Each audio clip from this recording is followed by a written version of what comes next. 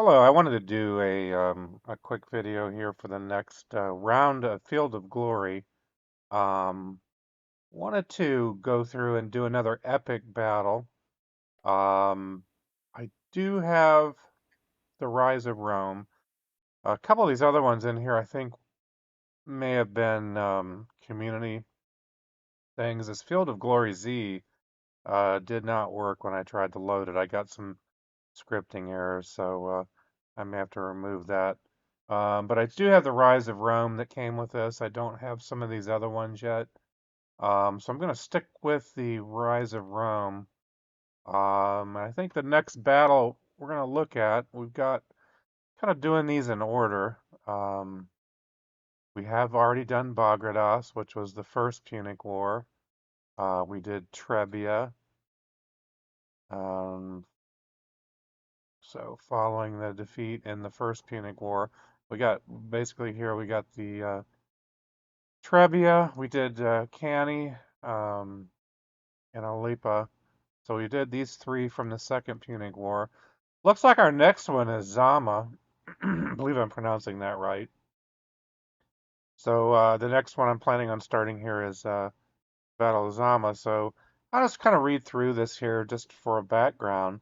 So having conquered the Carthaginian possessions in Spain, Publius Cornelius Scipio, remember this, later he became known as Scipio Africanus, but in this battle and also at Alyppa, which we just did in the last set of episodes, his name was still Publius Cornelius Scipio. So Publius Cornelius Scipio returned to Rome in 205 BC, where he was elected consul. Assigned command of the Roman troops in Sicily, he began preparations to take the war to the Carthaginian homeland. So now we're not in Italy anymore with Hannibal. We're no longer in Spain where we had Alipa. We're now talking about going into Africa. So landing in Africa in 203 BC, he defeated a Carthaginian slash Numidian army at the Battle of the Great Plains. In a panic, the Carthaginians were considering terms, but then decided to recall Hannibal from Italy. Hannibal gathered an army consisting of mercenaries, citizens, and veterans from his Italian campaign. Excuse me. The Numidian king, Massinissa, I believe, previously an ally of Carthage, threw in his lot with the Romans. The armies met on the plains near Zama, Regia, 130 kilometers southwest of Carthage. So the historical victor in this battle was Rome. The aftermath following their defeat at the Battle of Zama, the Carthaginians were forced to accept a humiliating peace, which guaranteed that Carthage would never be a major power again.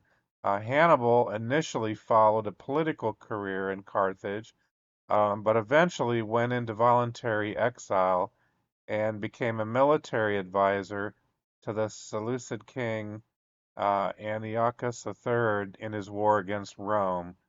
Following Antiochus's defeat, Hannibal was forced to flee again, ending up in the court of the king of Bithynia, not sure on my pronunciations, and eventually committing suicide circa 182 BC when he was about to be handed over to the Romans.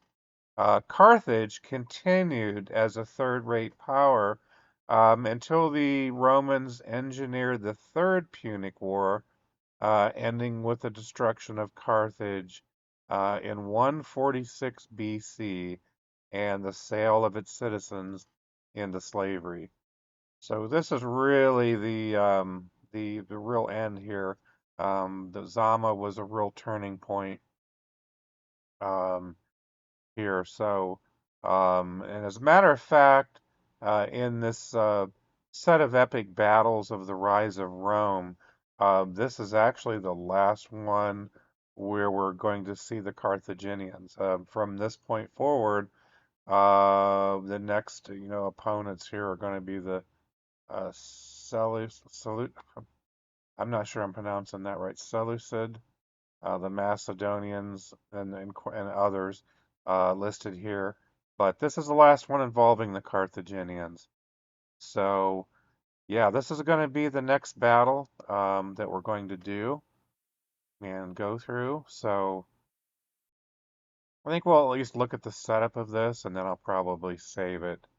So here's my army, which should be okay. The Battle of Zama, North Africa, 202 BC. So the objective again is to rout the enemy army by the AI routing at least 40% of their troops. Oh, I'm sorry, A. There's an A parenthesis. Routing at least 40% of their troops and 25% more than you have lost, or B, routing 60% of their troops. Pretty standard objective terms here in Field of Glory 2. So again, the Carthaginian turn 1, Hannibal has scraped together an army of Carthaginian citizens and newly raised mercenaries to supplement his corps of veterans from the Italian campaign. Massinissa, once Hannibal's ally, now fights for the Romans and considerably outnumbers Carthage's remaining Numidian allies. That had to be a pretty big factor. The Numidian cavalry was just, really pretty effective, especially when we had some of these earlier battles. That light Numidian cavalry was one of my favorite units to use. So yeah, having Massinissa turn towards Rome had to make a big effect. So lacking his usual decisive cavalry, which I just talked about, lacking his usual decisive cavalry advantage, Hannibal has deployed his infantry in depth, but will they be a match for Scipio's legions? This is Carthage's last chance. The scene is set for the decisive battle of the war. And when we're talking about the war, we are talking about the Second Punic War.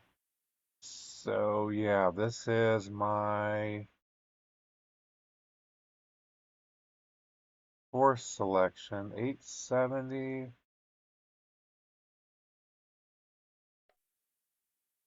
I'm just kind of doing an autofill here.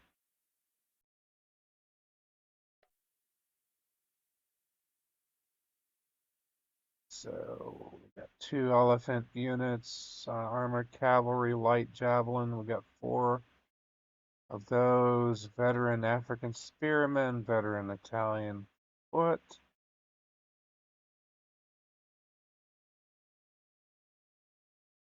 Warband, African spearmen, Spanish Scutari, Venetian style foot, irregular foot, Balearic slingers, archers. So I believe what they're talking about here. It had me thrown off. It's like, wait a minute, you're having me play the Romans? No. So yeah, veteran. Where did I see that? Veteran. So Italian here somewhere.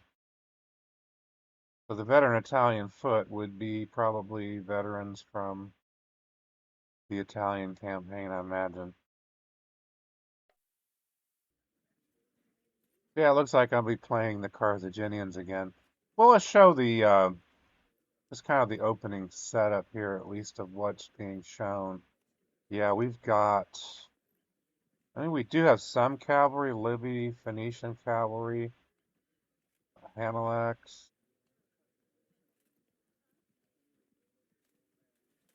And there's some Numidian light horse. Not a lot. And of course, there's Massinissa over here on the Roman side. That had to make a big effect. So yeah, so this is kind of the basic layout of the battle. I am going to just save it for now. We'll actually start this up in the next episode. I just wanted to start out by giving a little background. I like to kind of do a little background of the history and read through that because that's one of my main interests in doing these historical war games is that I'm interested in the history and what the factors were at that time. So thanks for watching, and I will see you all in the next one.